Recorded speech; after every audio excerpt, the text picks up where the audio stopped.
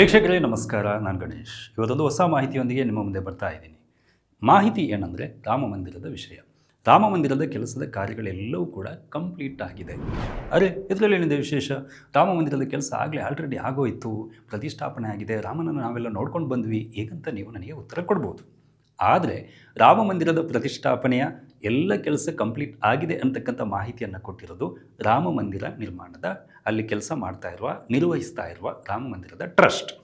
ಇವತ್ತು ಬಂದಂತಹ ಮಾಹಿತಿ ಏನಂದರೆ, ರಾಮ ಮಂದಿರದಲ್ಲಿ ಎಲ್ಲ ಕೆಲಸಗಳು ಕಂಪ್ಲೀಟ್ ಆಗಿದೆ. ನೀವೇ ಗಮನಿಸಿರ್ಬೋದು, ನಿಮ್ಮ ಹತ್ತಿರದವರು ಯಾರಾದರೂ ರಾಮ ಮಂದಿರಕ್ಕೆ ಅಂತ ಹೋಗಿ ನೋಡ್ಕೊಂಡು ಬರುವ ಸಂದರ್ಭದಲ್ಲಿ ಇನ್ನೂ ಕೆಲಸ ಆಗ್ತಾ ಇದೆ ಅಂತಕ್ಕಂಥ ಮಾಹಿತಿಯನ್ನು ಕೊಡ್ತಾಯಿದ್ರು.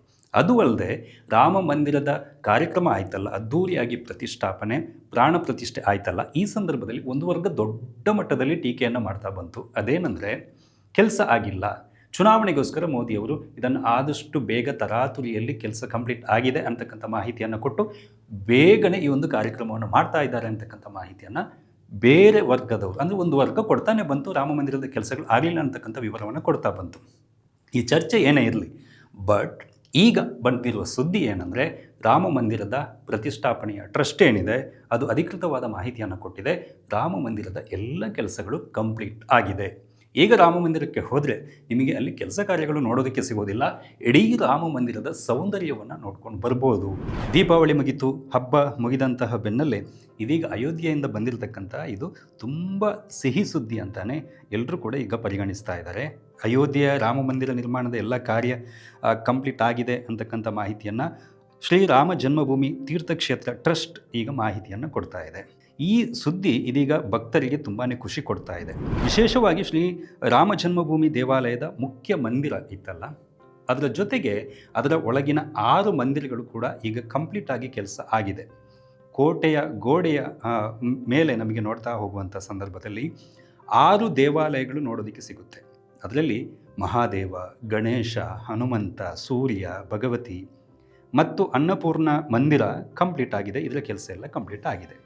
ರಾಮ ಜನ್ಮಭೂಮಿ ತೀರ್ಥಕ್ಷೇತ್ರದ ಪ್ರಧಾನ ಕಾರ್ಯದರ್ಶಿ ಚಂಪತ್ ರಾಯ್ ಅವರ ಪ್ರಕಾರ ದೇಗುಲದ ಮೇಲೆ ಧ್ವಜಸ್ತಂಭಗಳು ಮತ್ತು ಕಳಶಗಳನ್ನು ಈಗ ಅಳವಡಿಸಲಾಗಿದೆಯಂತೆ. ಇದು ವಿಶೇಷವಾಗಿ ನೋಡುಗರಿಗೆ ಕೂಡ ನೋಡೋದಕ್ಕೆ ಇಲ್ಲಿ ಸಿಗುತ್ತೆ. ಜೊತೆಗೆ ಇನ್ನೊಂದು ಗಮನಿಸಬೇಕು, ಸಪ್ತಮಂಟಪ ಅಂತಕ್ಕಂಥ ಒಂದು ಕಾನ್ಸೆಪ್ಟ್ನಲ್ಲಿ ರಾಮ ಮಂದಿರದ ಒಂದಷ್ಟು ಕೆಲಸಗಳು ನಡೀತಾ ಇದೆ. ಇಲ್ಲಿ ಋಷಿಗಳಾದ ವಾಲ್ಮೀಕಿ, ವಶಿಷ್ಠ, ವಿಶ್ವಾಮಿತ್ರ, ಅಗಸ್ತ್ಯ, ನಿಷಾದ ರಾಜ, ಶಬರಿ ಮತ್ತು ದೇವಿ ಅಹಲ್ಯರ 7 ಮಂಟಪ, ಇದನ್ನು ಸಪ್ತಮಂಟಪ ಅಂತ ಕರಿತೇವೆ. ಇದರ ಕೆಲಸ ಕೂಡ ಕಂಪ್ಲೀಟ್ ಆಗಿದೆ ಅಂತಕ್ಕಂಥ ಮಾಹಿತಿ ಬರ್ತಾ ಇದೆ. ಸಂತ ತುಳಸಿದಾಸ ಮಂದಿರ ಕೂಡ ಇದೀಗ ಕೆಲಸ ಮುಕ್ತಾಯ ಆಗಿದೆ. ಜಟಾಯು ಮತ್ತು ಅಳಿಲಿನ ಪ್ರತಿಮೆಯನ್ನು ಇಲ್ಲಿ ಸ್ಥಾಪಿಸಿದ್ದಾರೆ. ಗಮನಿಸಬೇಕು, ಈ ರಾಮನ ಚರಿತ್ರೆಯನ್ನು ನೋಡಿದಾಗ ಜಟಾಯು ಮತ್ತು ಅಳಿಲಿನ ಕಥೆಗಳನ್ನು ಕೂಡ ನಮಗೆ ನೋಡೋದಕ್ಕೆ ಸಿಗುತ್ತೆ. ಈ ಸಂದರ್ಭದಲ್ಲಿ ರಾಮ ಮಂದಿರಕ್ಕೆ ಹೋದಾಗ ನಮಗೆ ಜಟಾಯು ಮತ್ತು ಅಳಿಲಿನ ಪ್ರತಿಮೆ ಕೂಡ ಇಲ್ಲಿ ನೋಡಲಿಕ್ಕೆ ಸಿಗುತ್ತೆ. ಮತ್ತು ಈಗ ಯಾರಾದರೂ ದೂರದಿಂದ ಬಂದಂತಹ ವಿಸಿಟರ್ಸ್, ಸಂದರ್ಶಕರು ಯಾರಿರ್ತಾರೆ, ಅವರಿಗೆ ವ್ಯವಸ್ಥೆಗಳಿಗೆ ಕೂಡ ಸಾಕಷ್ಟು ಖರ್ಚು ಮಾಡಿ ಸೂಕ್ತವಾದ ವ್ಯವಸ್ಥೆಯನ್ನು ಮಾಡುವಂಥ ನಿಟ್ಟಿನಲ್ಲಿ ಕೂಡ ಕೆಲಸಗಳು ಆಗಿದೆ.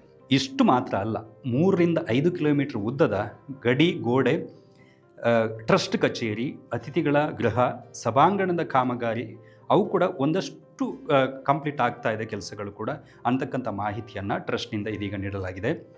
ಶ್ರೀ ರಾಮ ಜನ್ಮಭೂಮಿ ತೀರ್ಥಕ್ಷೇತ್ರದ ಪ್ರಧಾನ ಕಾರ್ಯದರ್ಶಿಯವರು ಈ ವಿಷಯದ ಬಗ್ಗೆ ಕಂಪ್ಲೀಟಾಗಿ ಇದೀಗ ಮಾಹಿತಿಯನ್ನು ಕೊಟ್ಟಿದ್ದಾರೆ. ಜೊತೆಗೆ ಈ ರಸ್ತೆಗಳು ಕೂಡ ಅದಕ್ಕೆ ಕಲ್ಲು ಹಾಸುವುದು, ನೆಲವ ಏನಿದೆ ಅದನ್ನು ಗಟ್ಟಿ ಮಾಡುವುದು, ಹಸಿರೀಕರಣಗೊಳಿಸುವುದು, ಅಂದರೆ ಮರ ಗಿಡ ಈ ಥರದನ್ನೆಲ್ಲ ಸುತ್ತಮುತ್ತಲು ನೆಟ್ಟು ಅದನ್ನು ಹಸಿರು ಮಾಡುವಂತಹ ಕೆಲಸ ಕೂಡ ಆಗ್ತಾ ಇದೆ. 10 ಎಕರೆ ಪಂಚವಟಿಯನ್ನು ನಿರ್ಮಾಣ ಮಾಡತಕ್ಕಂಥ ಕೆಲಸ ಕೂಡ ಇಲ್ಲಿ ಇದೀಗ ಕಂಪ್ಲೀಟ್ ಆಗಿದೆ ಅಂತಕ್ಕಂಥ ಮಾಹಿತಿ ಇದೀಗ ರಾಮ ಮಂದಿರ ಟ್ರಸ್ಟ್ನಿಂದ ಬಂದಿರುವಂಥದ್ದು. ಇಲ್ಲಿಗೆ ನೀವು ದೊಡ್ಡ ವಿವಾದವೇ ಆಗಿ ಹೋಗಿದ್ದನ್ನು ಒಮ್ಮೆ ನೆನಪಿಸ್ಬೋದು. ರಾಮ ಮಂದಿರ ಪ್ರತಿಷ್ಠಾಪನೆ, ರಾಮನ ಪ್ರತಿಷ್ಠಾಪನೆ ಆಗುವಂತಹ ಸಂದರ್ಭದಲ್ಲಿ ರಾಮನ ಮಂದಿರದ ಕೆಲಸ ಆಗಿಲ್ಲ.